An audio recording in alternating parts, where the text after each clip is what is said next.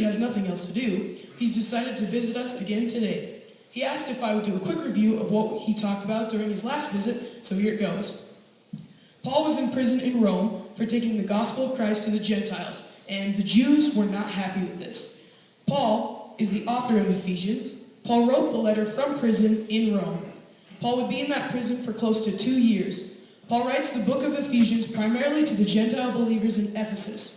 Paul also wrote Colossians, Philippians, and Philemon while in prison in Rome, along with Ephesians. These books have become known as the prison epistles. Paul is not correcting any major problems, but instead writes to talk about who Jesus is and teach them how to live for him.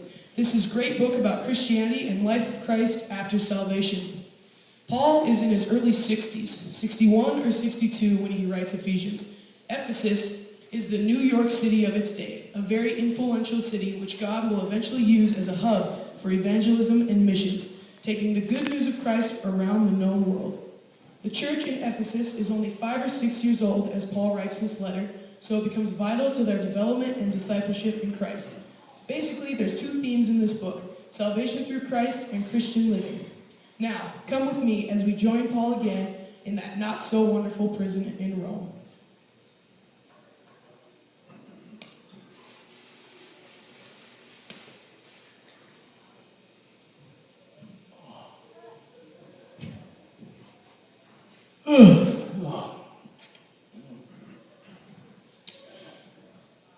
Oh, yeah, sun's coming up. Sweet.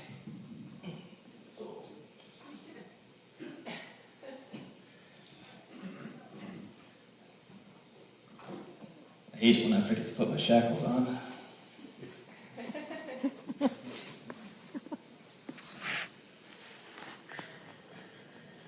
Sun's coming up!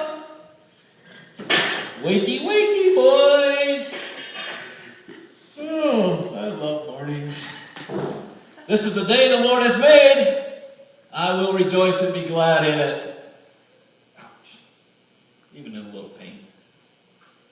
Oh, man. Hello! Wake up, boys! Don't make me sing to you again. Okay, you asked for it.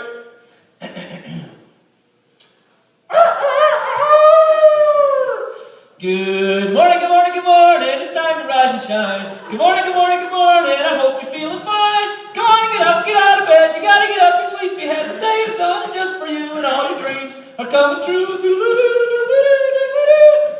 Man, I should have tried out for the voice. Good Blake would have been all over me. There'd have been a fist fight trying to get me on their team.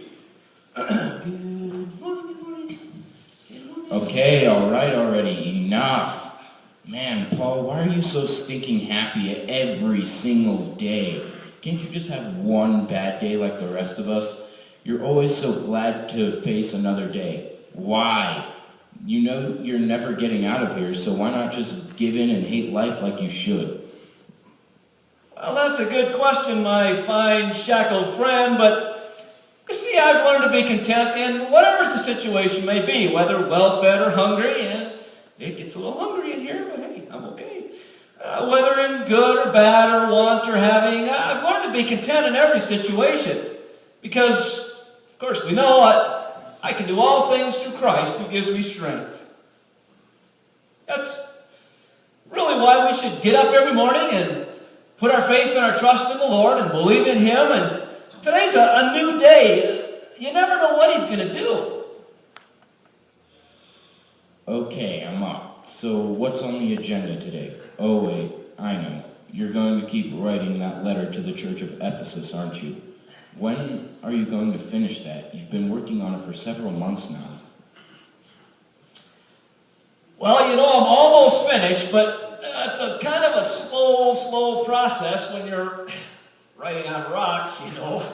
It takes a long time.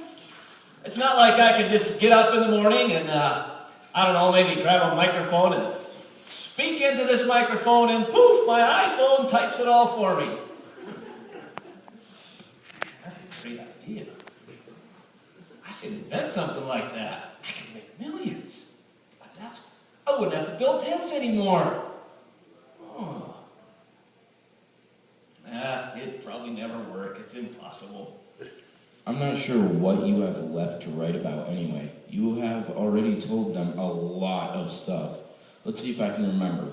First, there was the spiritual blessings bit, then the thanksgiving and prayer for them, and the second prayer for them later. Their life in Christ was next. They are alive in Christ, is how you put it. God has called the Gentiles to be followers of Christ as well as the Jews. That probably will not go over so well with the Jews, but the Gentiles are sure glad to hear it. Unity through Christ came next. We are all one body, you said. Christ in us makes us who we are, all of us joined together through Christ. Christ in us makes us who we are, all of us joined together through Christ. Be imitators of God. You spent a lot of time on that one. What else is there? I suppose you're going to talk about husbands and wives, or better yet, spiritual warfare. Somewhere you have to stop writing and start sending this letter out. Not some bad ideas at all there, Mr. Shackles. I think I will talk about marriage a little bit. That marriage covenant is really a great example of how the Lord loves us and how we're to love Him back. But I think I might just put that in my letter. Good idea. And the spiritual warfare bit? Oh yeah, we're going to talk about that. We're all there. It's a pretty tough deal. But, those are good subjects for maybe tomorrow or the next days. But today I've already been thinking about, and I think the Lord's spoken to me, maybe writing a little bit about light and darkness. See, there's a big difference between the two. When the sun comes up every morning and it shines through this window over my head, it breaks that utter darkness that we live in every single night of our lives in this miserable prison. When that light comes through, I'm just so blessed. It's a wonderful day. That's why I love morning so much. The darkness has ended for at least a few hours of our lives. I hate the darkness. Nothing really good ever comes out of darkness.